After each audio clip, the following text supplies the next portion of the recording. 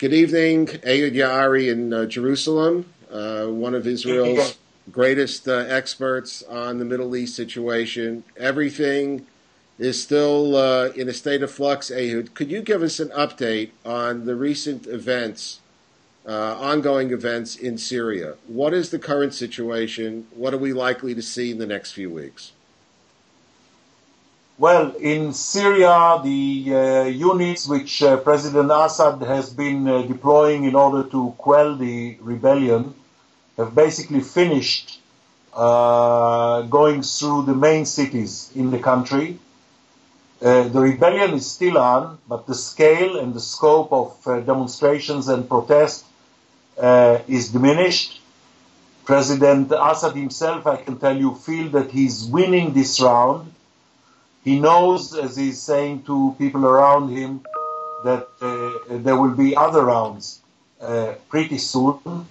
The end game is with the regular divisions of the Syrian army.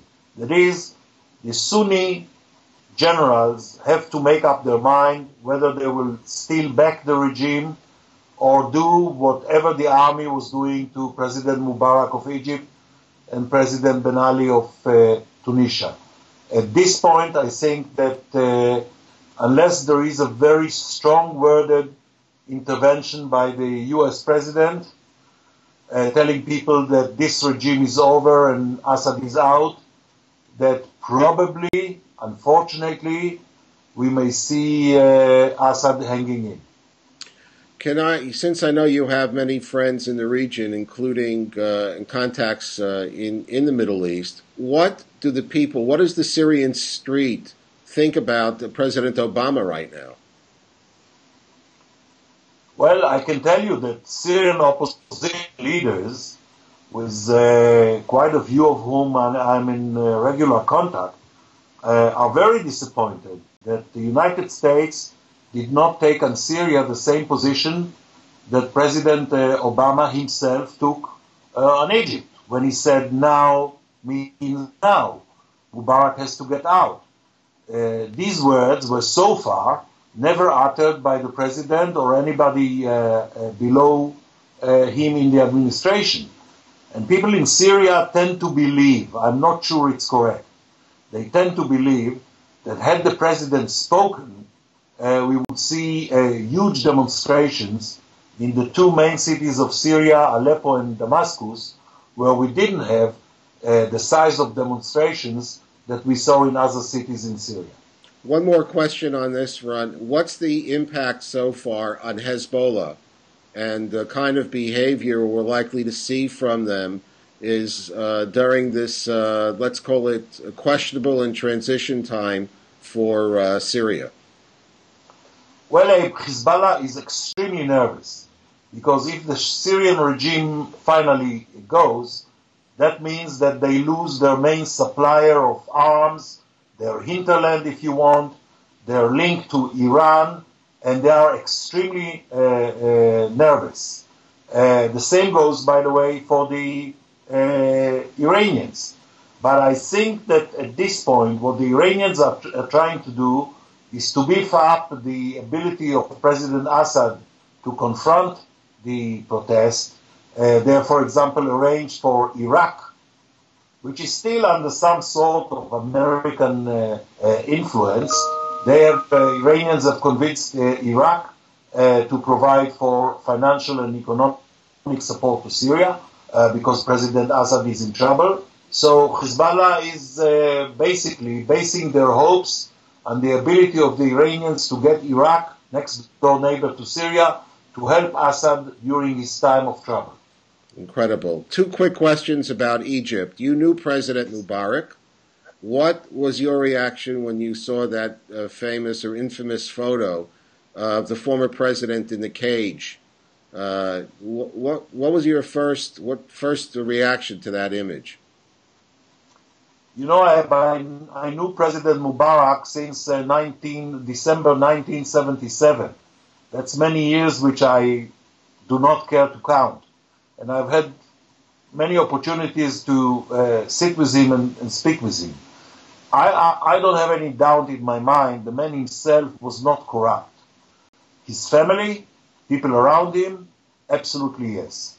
But the way that the Egyptians treated him, the Egyptian military, which basically betrayed him, the way they treated him, bringing a man suffering from a terminal cancer on the stretcher into that cage in the courtroom in the police academy in Cairo was beyond anything I could have imagined before. And I can tell you that many of my Egyptian friends have the same feeling, although they are not going to write op-ed pieces about it. And the final question, what are the implications about the delay of the national elections in Egypt? Why did that happen, and what does that mean for the next government? Well, we shouldn't have our stopwatch when it comes to Egypt, because I don't think elections in Egypt are coming anytime soon.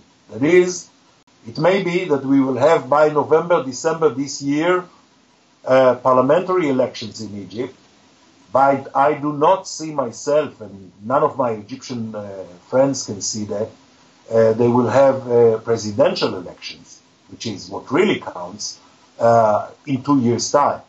The system is that once they have parliamentary elections, they have to have this forum which will redraft the constitution. This is a very lengthy process.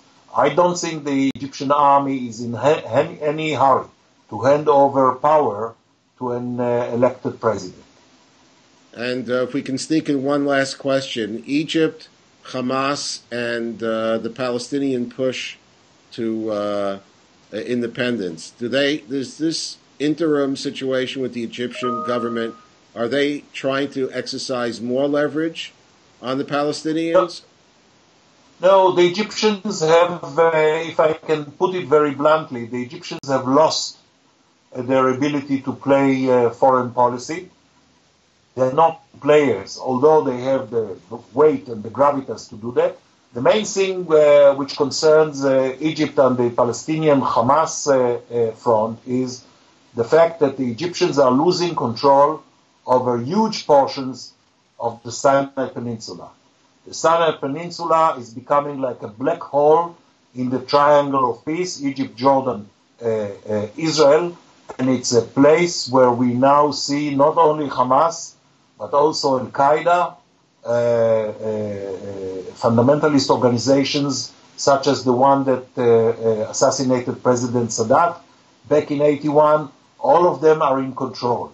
So the main impact that Egypt has on the Palestinian arena now is by not controlling the Sinai, which is becoming the training ground, the arms depot, the smuggling route, whatever you want for the Palestinians in Gaza.